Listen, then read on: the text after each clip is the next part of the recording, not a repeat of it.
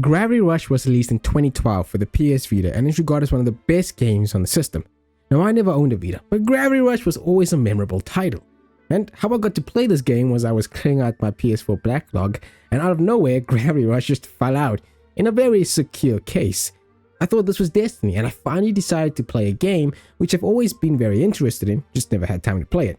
So, did I love it? Did I hate it? Well, welcome to Stay Tuned on Gaming. I'm your host Damon, where I get to ramble about video games for as long as I want. And today I'm going to be rambling about Japan Studios' gravity-defying title, Gravity Rush.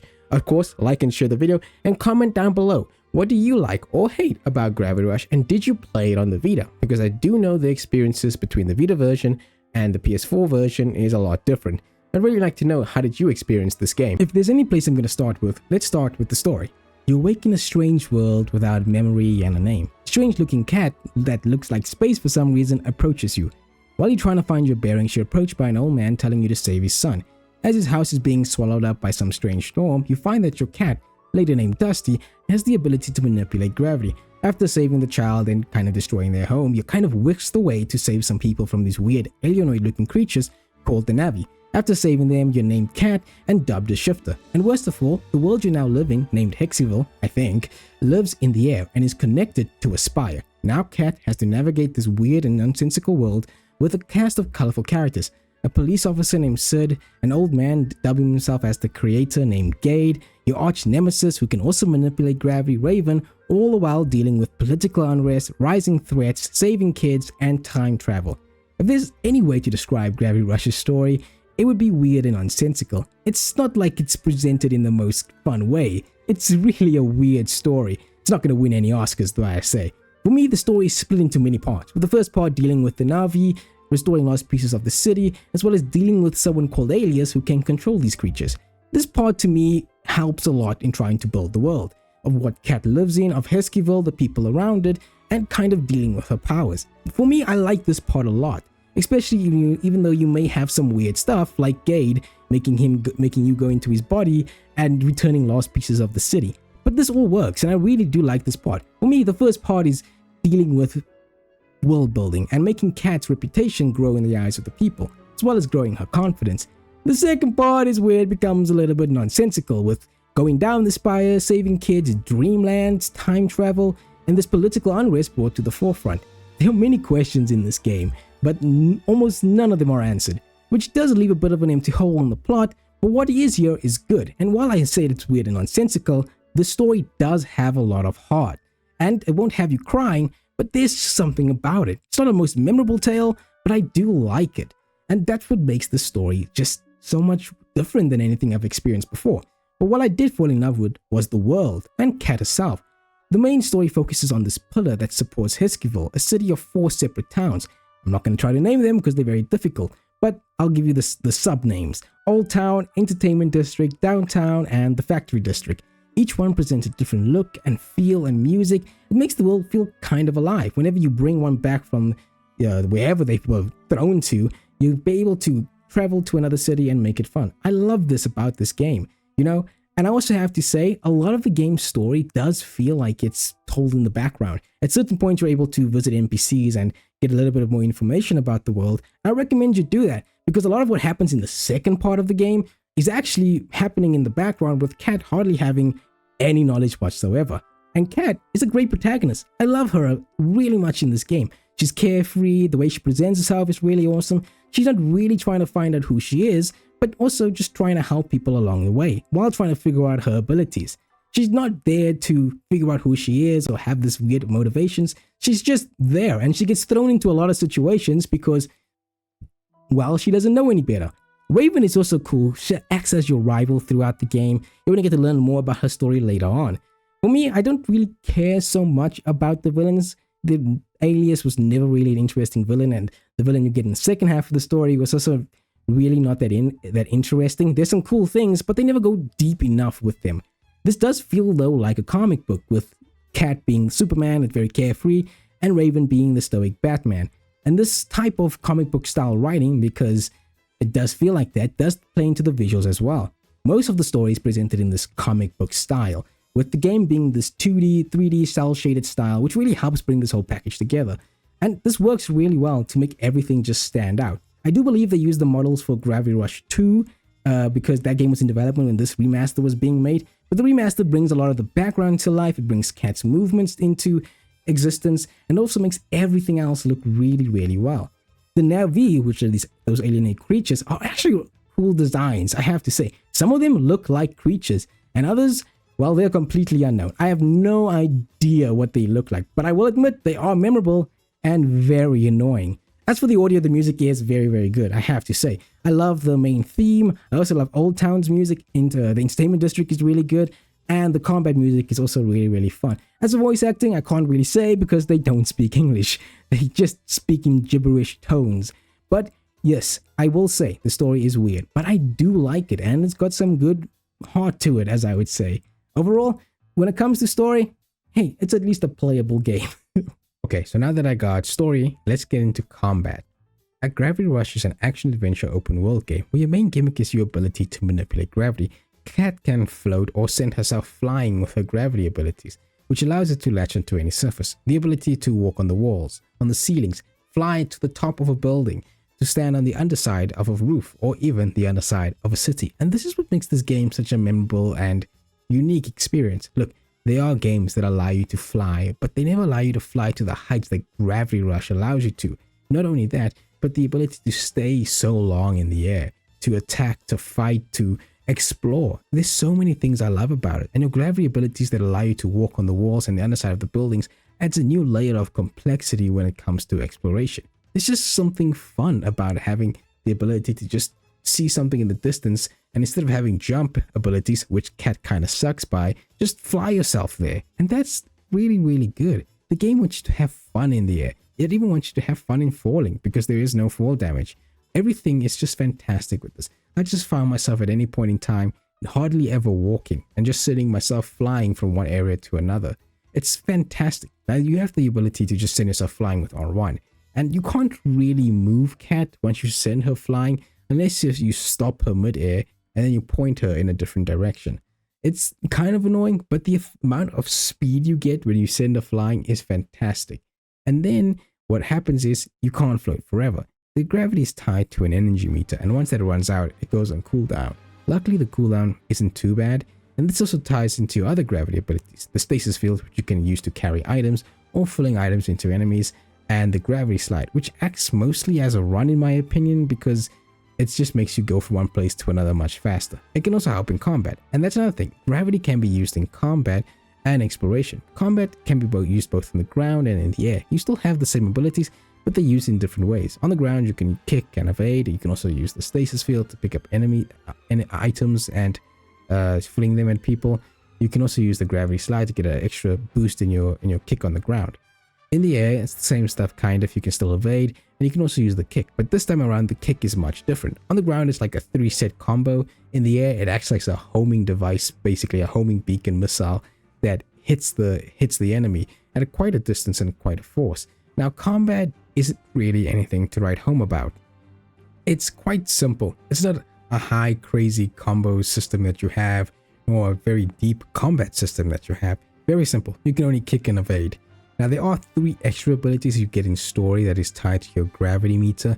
Once this fills up, you can use these 3 abilities. They range from a spiring drill to the ability to fling rocks at everybody, like create rocks and then fling at people, and then like create a black hole. These are only unlocked after you complete certain story missions. And I have to say, these are some of the funnest abilities you have in the game and the most powerful abilities. I really love the ability where you can create like rocks out of thin air and then shoot at people.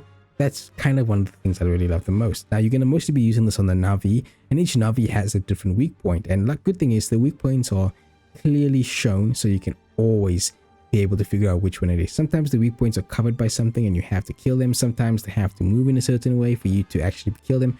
But once you get rid of all the weak points, you basically kill the Navi, which is really great. Now, they can be coming from the ground or they can come from the air. And I have to say, these guys are annoying. Really, really, really annoying. And this is where the game's big issue comes from, the camera. Now, combat isn't deep, but the camera can be infuriating sometimes, frustrating, that it just makes the combat so annoying at times. Look, at points, the combat flows through flying from one area to the other, but other times, it's a complete mess. See, the enemies have the ability to shoot or fling themselves at you, and if you're on the ground and there's an enemy in the air, you have no way to tell when they're going to hit you. And because the camera is so zoomed in at certain points, you can't tell when they're going to hit you because there's no meter trying to warn you. This is worse when you're even in the air.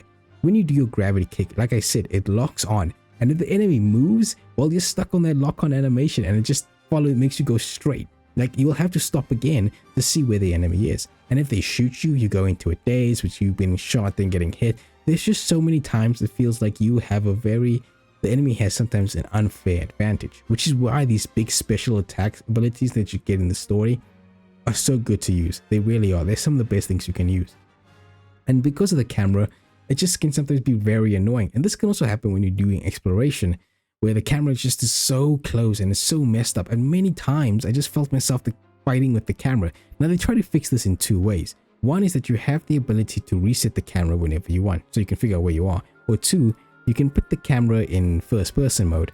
I do not recommend this whatsoever. It's terrible. It will make you nauseous. And I thought I was going to get nauseous with this game. The moment I switched it into first person, it was even worse. So you'll see if I have yourself flying. My biggest tip I can give is fly as far as you can away from the battlefield, assess your situation, and pick the most annoying ones to get rid of, like those ones that come diving at you.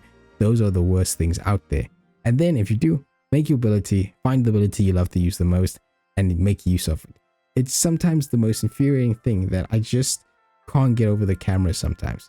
Now, as the story continues, you get into these big platforming and combat sections where you find your special abilities, and these are really cool. These are some of the best things you can get in the game, and they're nice big areas that present you with a challenge for each one, like the gravity slide or having to use special abilities. Now, the thing you're going to be collecting the most in this game is gems. Now, gems can be found all over the world. They can be used for upgrading your skills. They can be collected by doing side quests, challenges.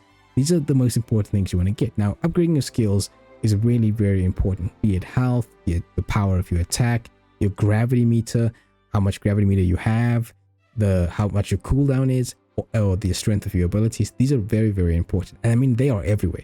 Tops of roofs, the side of a building, underneath the city, and in these big platforming combat sections. They gotta be done. And I have to say, leveling up the energy meter is probably one of the best things to do, because it allows you to be in the air for so long, and then having the ability, they're leveling up the cooldown ability. It's also really, really cool, very important, because you can have yourself run that meter out to like almost empty, and then have yourself drop, and then it gets freaking filled very, very quickly, like before you even hit the ground. What I love is that when you do fill up your energy meter to level up to the max, you can actually send yourself flying from one area to another area in the game. Like, I can see myself flying from Old Town into the entertainment district. It's so much fun. I loved doing that, and I loved exploring in the game in itself. You know, there is a fast travel system with the sewers where you can send yourself from one area to the other, but once you level up your gravity meter, that becomes redundant. You mostly just want to do it so you can get to Cat's house, so you can save. Now, this game does have an autosave, but you mostly just want to save at Cat's house. As for other things, there are side quests in the game. I believe this was DLC for the game, but you can get them. There aren't really much to it. They give you some more little small context into the story, and then the biggest reward is that you get yourself an outfit. And that's really basically it. There are also challenges scattered throughout the world, and these challenges provide you with something different to do, with some being actually quite fun to do, such as the races with your gravity slide, the one where you have to use combat, like kill certain enemies in a certain time, or picking up items. These are quite fun, but they aren't mandatory. They give you gems, and that's basically it. But it's not even worth it to do that unless you're trying to platinum the game. In my opinion, just go and redo the big platforming sections, the combat sections that you get in the game. You get way more gems just from doing that. And there isn't really much to do outside of that. That's basically it. A mixed combat system, platforming that's really fun. Seriously, I don't know what it was. I had a dopamine level collecting all of these gems. But sometimes the exploration would be very annoying. Like, I would be in an exploration, I wouldn't know if I was underneath a roof or I was on the side of a building. It can get very disorientating. One of the things that did annoy me was that when I was on the side of a building and I wanted to shoot myself to walk on the side of the wall, I would have to first gravity float and then do it. It became kind of annoying because there'll be times when enemies are just out of your reach and you can't get there. Also, cat jumping sucks. It really sucks. You do have a third thing you can collect. We are these two mystery strangers that pop up here and there, but that's just a little bit of small thing extra. There really isn't much to do after the game. It's a pretty short game, got 10 to 15 hours of it, and what you do have is good. Now, I cannot say that the combat is the best in the world, but if you are looking for something deeper, don't be looking here.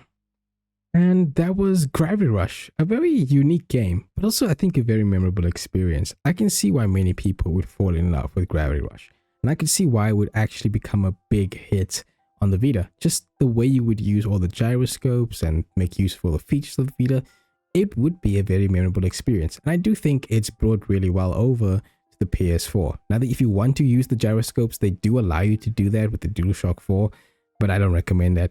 Get that shit out of there. I just wish there was a little bit more to do once the game finished, because there really wasn't much, because I just wanted to spend more time in the world of Gravity Rush. It was just so much fun. It's a game with a lot of heart, a weird story, combat that's a bit of a mixed bag and very simple, but the gravity's abilities and the ability to just fly makes the game, I don't know, so much fun to play. Once I finished it, I just couldn't think of myself having an experience with flight and the ability to use flight in that way in anything else I've played. Maybe I have, but I cannot remember anything like that. I will definitely be checking out the sequel of Gravity Rush 2. In my opinion, this is a play to pass time. Pass time between other stuff you can't decide to play. And if you can't decide something to play, I recommend you play Gravity Rush. It's available, I believe, on the PlayStation's deluxe, like top tier PlayStation version, because it is a remaster of an old game. But I do know its sequel is available on the normal PlayStation Plus tier that they have, the second tier. I really got to get these tiers named down. So yeah, that's my rating. Just play it to pass time. It's nothing crazy, but it is worth your time, and have fun falling in style with Gravity Rush.